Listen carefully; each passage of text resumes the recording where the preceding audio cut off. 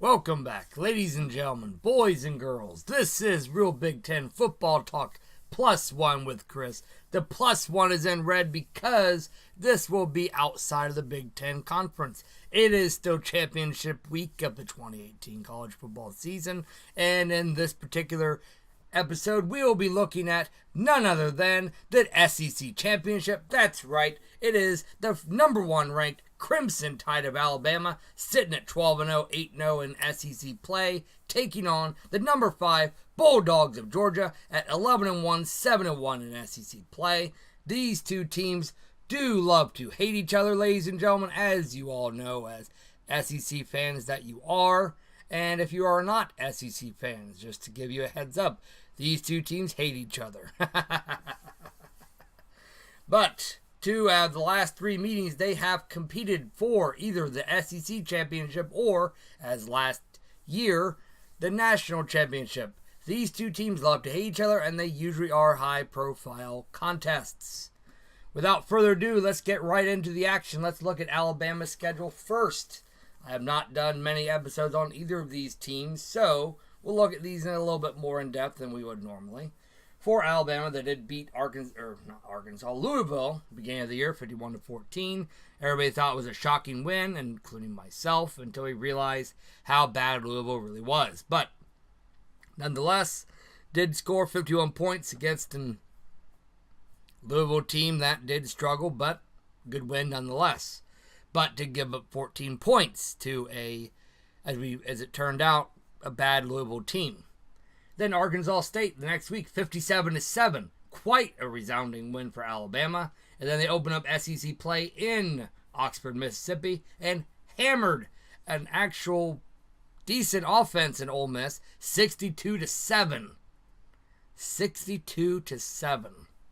Now, of course, as it turned out, Ole Miss also wasn't the team we thought they were, but Alabama played them as they do anybody else, with fire and ferocity, and they crushed them 62-7. Texas A&M, I figured the Aggies would give the Tide a little bit of problems, and they did early in the game, but Alabama did pull away and won that game 45-23. But Alabama did give up 23 points to that Texas A&M team. That's why I have it in yellow. Week after that, another non-conference affair against the Raging Cajuns of Louisiana Lafayette. Crushed them 56-14, but did give up 14 points to the Cajuns. And then they did go to Fayetteville, Arkansas to play the Razorbacks and beat them 65-31. But they gave up far too many points, in my opinion, to an Arkansas team that has not done well this year. In fact, I believe they've missed out on a bowl game even.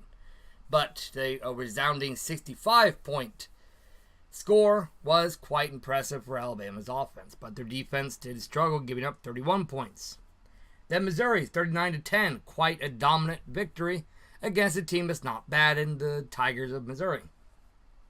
Then Alabama did go to Knoxville, Tennessee to take on the Volunteers, smashed them 58-21, but did give up 21 points to a Vols team that Alabama really shouldn't have given up 21 points to. But they came out firing all cylinders against LSU. In fact, they could have been looking past the Vols to that next game, where they hammered the Tigers in all aspects of the game, 29-0. Whenever you can get a shutout and against a team as LSU.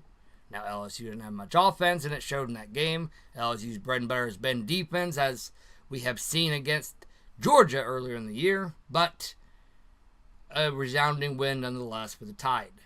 And then what they do the next week, they had another shutout against another conference, a ranked conference team in the Bulldogs of Mississippi State, 24-0. Another quite resounding victory. But then the Citadel, they did give up 17 points, but scored 50 on them.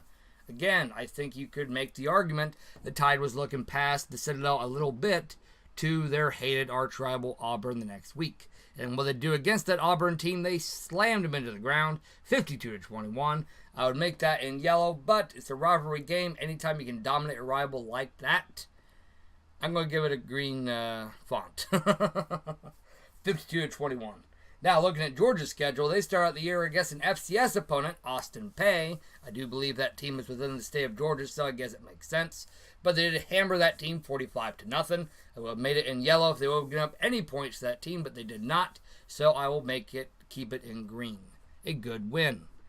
And then against the 24th ranked Gamecocks of Alabama in Columbia, Georgia did slam that team into the ground, 41-17. It was a ranked opponent, so I have to give it green for that. And then Middle Tennessee State, they did slam the Blue Raiders, I believe that's their mascot, 49-7 in Georgia. And then Georgia went on into Columbia and took on a very good Missouri team, beat them 43-29, gave up a few too many points in my opinion, but did get the victory nonetheless. And then they did annihilate the Vols of Tennessee 38-12, which is impressive considering those two teams do hate each other. Talk to any Georgia fan, he'll tell you they do hate Tennessee. And then Georgia did crush Vanderbilt, a Vanderbilt team that gave Florida everything they could handle, 41-13, quite a resounding victory, but Georgia did have their one red bad blemish this year. Their one loss came by the hands of LSU in Baton Rouge. They looked horrible in that game, 36-16, a bad loss for the Bulldogs. But they did come out firing all cylinders the next game against the Florida Gators, the unofficially still named world's largest cocktail party, slammed the Gators 36-17, and then they did defeat the Wildcats of Kentucky the next week in, my memory escapes me, I can't remember where Kentucky plays, I'm sorry. But they did defeat Kentucky in Kentucky 34-17. And then they did come back and defeat Auburn, which is what we'll look at in our high-profile game for Georgia, 27-10 against the then-ranked 24th Auburn Tiger team. They slammed UMass 66-27 in the quote-unquote cupcake week, in my opinion, for the SEC. It seems like it's always week 11. Don't know why. But they did crush the UMass Minutemen 66-27, but they give up too many points, in my opinion, to a team I believe is only 2-9 or 3-9 or 2-10, something like that. They're not a great team. So I don't know why Georgia gave up 27 points to them. And then they did hammer their arch rival, their hated nemesis, the Georgia Tech Yellow Jackets, 45-21 in the last week of the regular season. But they did give up 21 points to those Yellow Jackets. But I understand that a triple option team is hard to defend, but you play them every year. You really shouldn't have been giving up 21 points to a much weaker opponent. But be that as it may, we'll move on here and look at Alabama's recent marquee win. That was, of course, against the LSU Tigers that they did play a few weeks ago, where they crushed them 29-0. In that game, what did Alabama do on offense? They did get 29 first downs, 57.1% third down efficiency, 8 of 14. 281 yards on the ground, 295 through the air. That's just sheer dominance against a great defense that LSU has still. And Alabama did get 25 of 42 on passing, 2 passing touchdowns, but they did throw 1 pick. 576 total yards, 6 penalties. That is a red or a yellow flag for me. 460 yards. Got to clean that up a little bit. If you commit too many penalties against a team like Georgia, they can take advantage of it. And Alabama did commit the 1 turnover, the interception. And they had held onto the ball for 35 minutes and 18 seconds. Their defense was on the field for only 24 minutes and 42 seconds. They had that poor LSU Tigers defense on the field for 35 minutes and 18 seconds. Think about that. That's dominance for the Tide. Now, what did the Tide do on defense? They held LSU to 13 first downs, only 31.2% on third down. That's 5 of 16. 12 yards on the ground LSU got. 12 yards. That's been LSU's bread and butter for the last couple of years. Their running game. They shut down that running attack. Only 184 yards to the air for Joe Burrow. 18 of 35 passing. 0 touchdowns thrown. Or 0 points scored. Hence the goose egg in LSU's scoring column. And Joe Burrow did throw 1 pick in that game. 196 yards of offense. It's like Alabama was playing a high school team. That's so bad. Now, LSU Tiger fans, I apologize, but you have to admit that was just bad. Non-factor, LSU committed 3 penalties for 15 yards. And LSU did turn over the ball once. And Alabama held LSU's offense on the field for only 24 minutes and 42 seconds, as we already talked about. Resounding, dominant, any word you can think of to describe it. Crushing gut-wrenching victory for Alabama and a horrible defeat for LSU. For Georgia, what did they do against Auburn? They did win 27-10. What did they do on defense first? Auburn only acquired 19 first downs, 27.2% on third down. That's 3 of 11, only 102 yards on the ground, 172 through the air. They did, however, allow Auburn to be a little bit too accurate in the passing game at 25-37 passing. But non-factor, 0 passing touchdowns, 0 interceptions thrown. Total yards, 274 total yards of offense. This Georgia Bulldogs their team did give up to Auburn. Quite impressive. And another non-factor, Auburn did commit 6 penalties, 52 yards. But, red flag for me, Georgia didn't force any turnovers in that game. That can come back to bite them against a dominant team as Alabama. You got to force some turnovers. But Auburn was only on the field for 21 minutes and 45 seconds. That's efficiency for your defense if you're Georgia. Now, what did Georgia do on offense? They did get 24 first downs, 57.1% on third down, 8 of 14, 303 yards on the ground. Now, in most circumstances, if you only have 213 yards of passing, I'm going to make that yellow. But in this case, you got so many yards on the ground, why would you need to pass very much? And that's why I say that's dominant on both sides, rushing and passing. And Jake Fromm was 13 of 20 on passing. Did throw 2 touchdowns, but 1 pick. But they did get 516 total offensive yards. But a big, bad problem that Georgia has suffered with most of the year. Penalties can kill you. Georgia committed 12 of those penalties for 85 yards. That's 85 yards you could have used to run up the score and make yourselves look even more dominant. You did commit 1 turnover against a team that obviously was much weaker. Got to be careful with that when you play Alabama this week. But you did hold on to the ball for 38 minutes and 15 seconds. Quite impressive for Georgia. And for Auburn, quite a demoralizing loss. Well, these two teams done against each other the last 5 meetings last year, as we already talked about. The national championship where Alabama did beat Georgia 26-23 in one of the best games I've ever seen in my life. Quite resounding, just wonderful play by both teams. But Alabama did get the last touchdown pass in overtime to win that game. Again, one of the best games I've ever seen in my life. In 2015, Alabama did hammer a ranked Georgia team 38-10, and Alabama was ranked below them in that game. In 2012, the SEC championship, the number 2 ranked Crimson Tide did barely edge the number 3 ranked Georgia Bulldogs 32-28.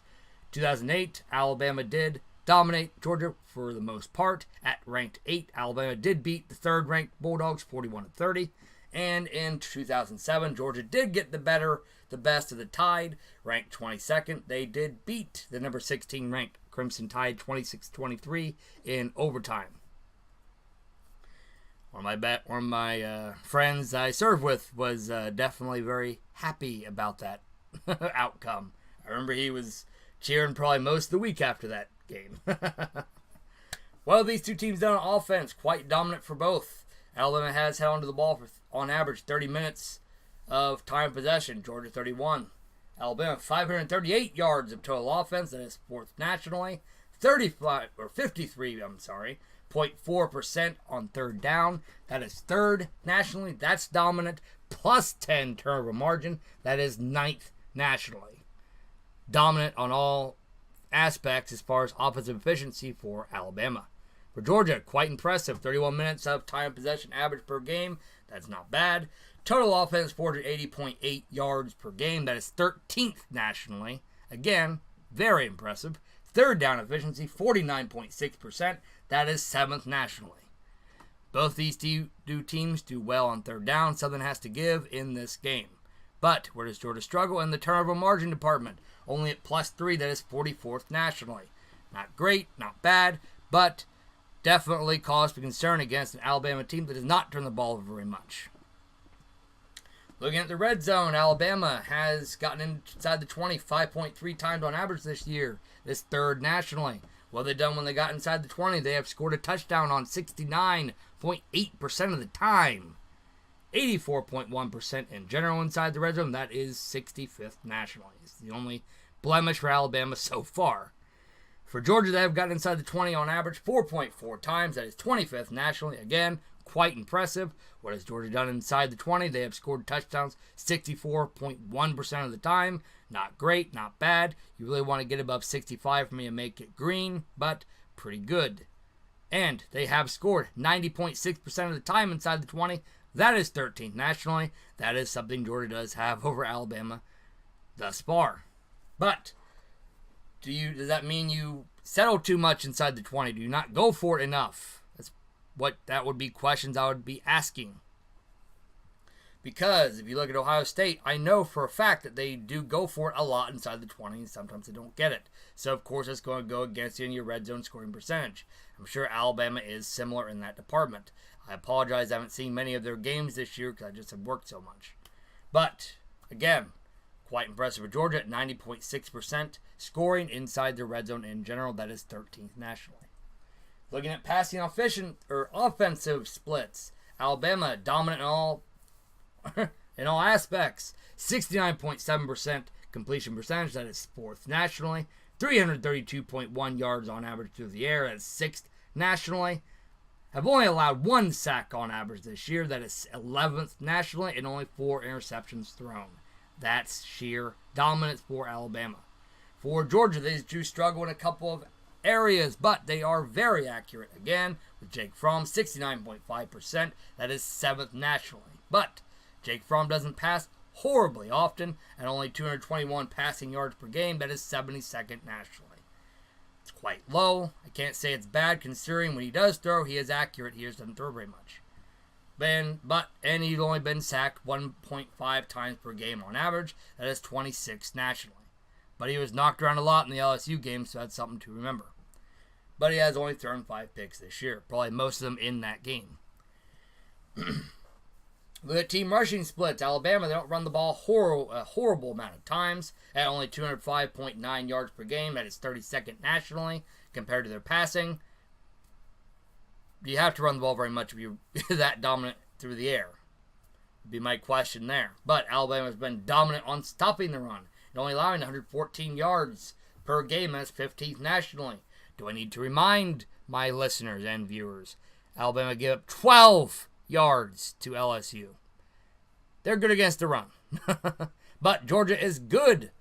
Is very good at running the ball at 259.8 yards per game. That is 11th nationally. And Georgia is also good at stopping the run at 128.4 yards given up per game on the ground. That is 27th nationally.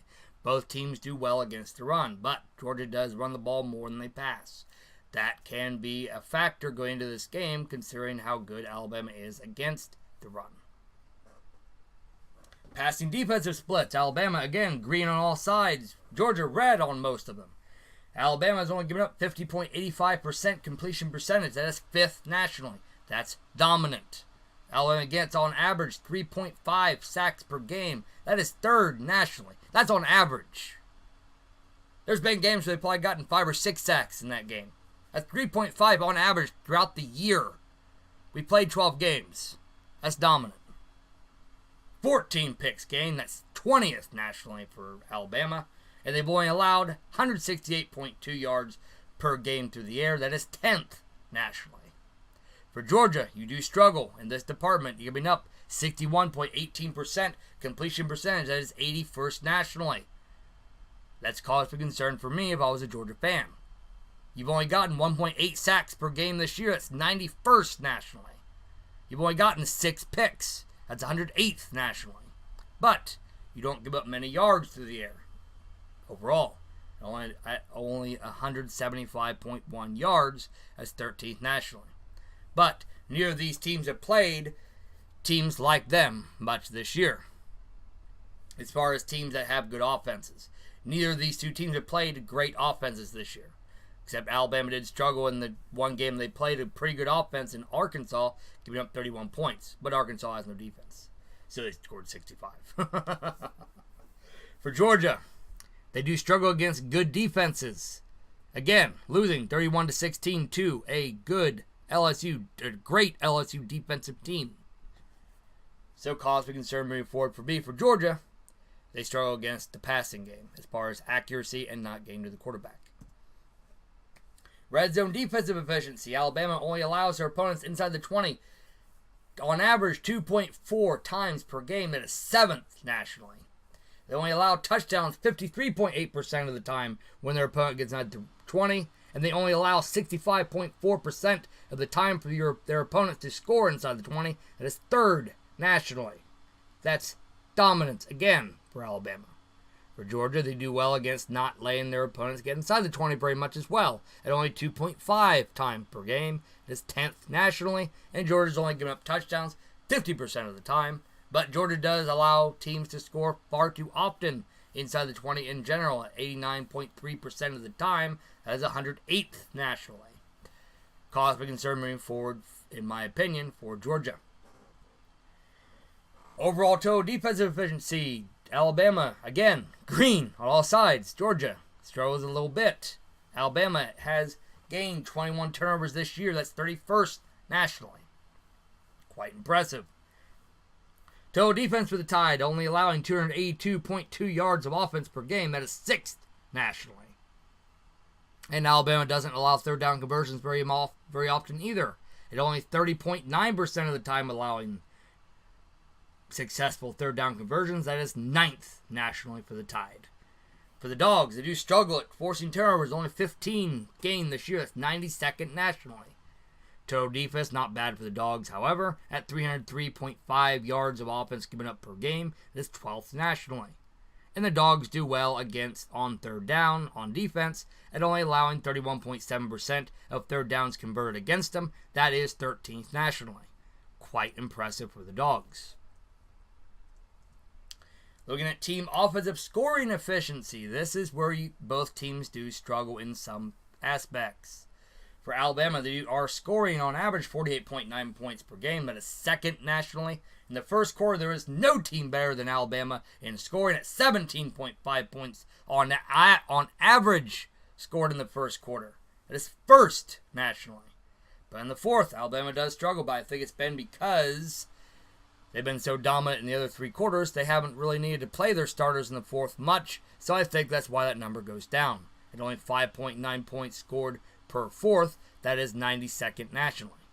For Georgia, dominant in their own right at scoring 39.6 points per game on average, that is 11th nationally.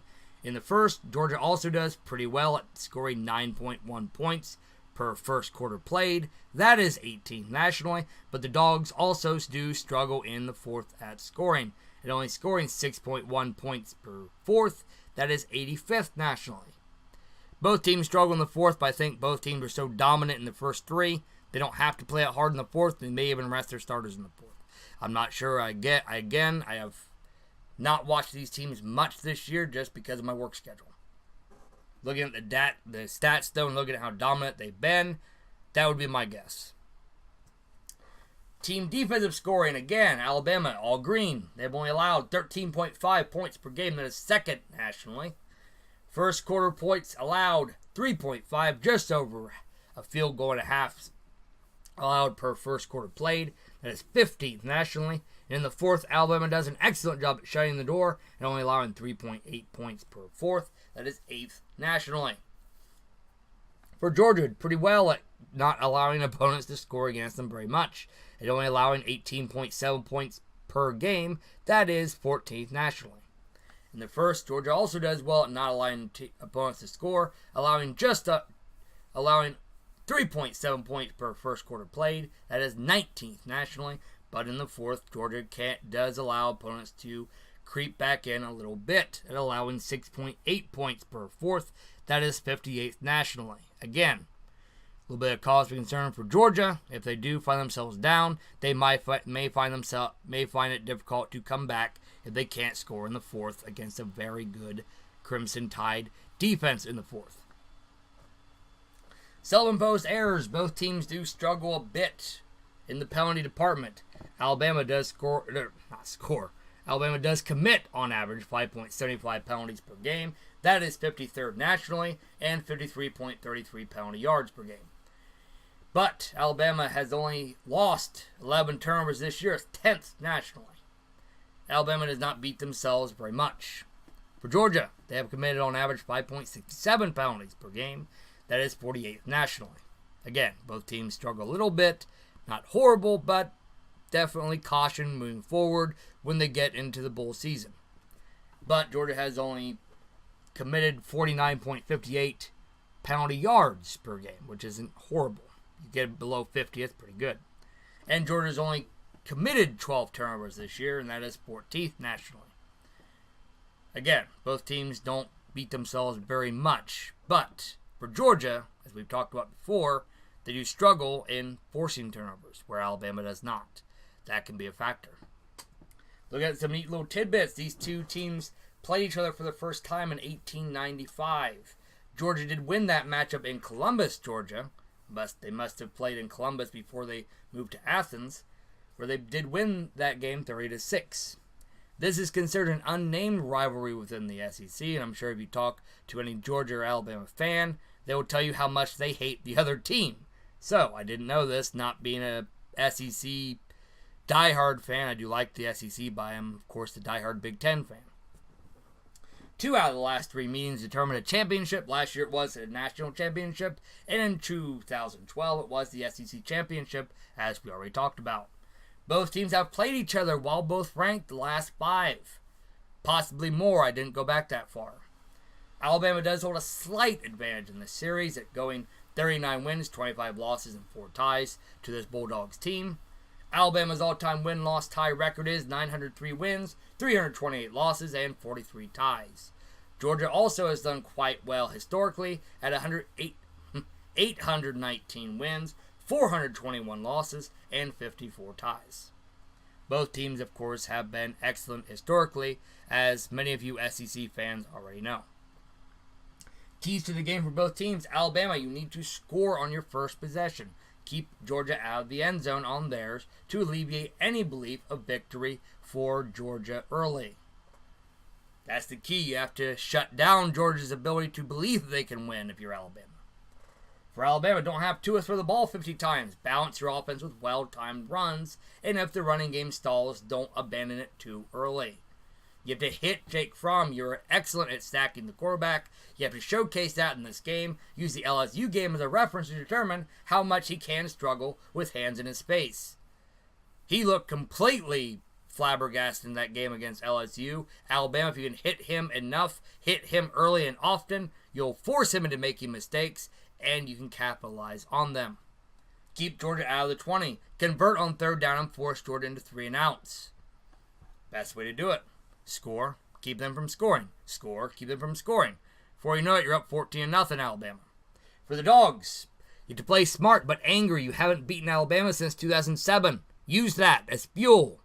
But don't commit penalties while you're using that as fuel. Don't be bullheaded about it, but be angry, be aggressive. You have to disguise your coverage on defense to try and confuse Tua. Maybe even bring a safety down to show blitz occasionally. You have to do something to confuse and disrupt this Alabama offense.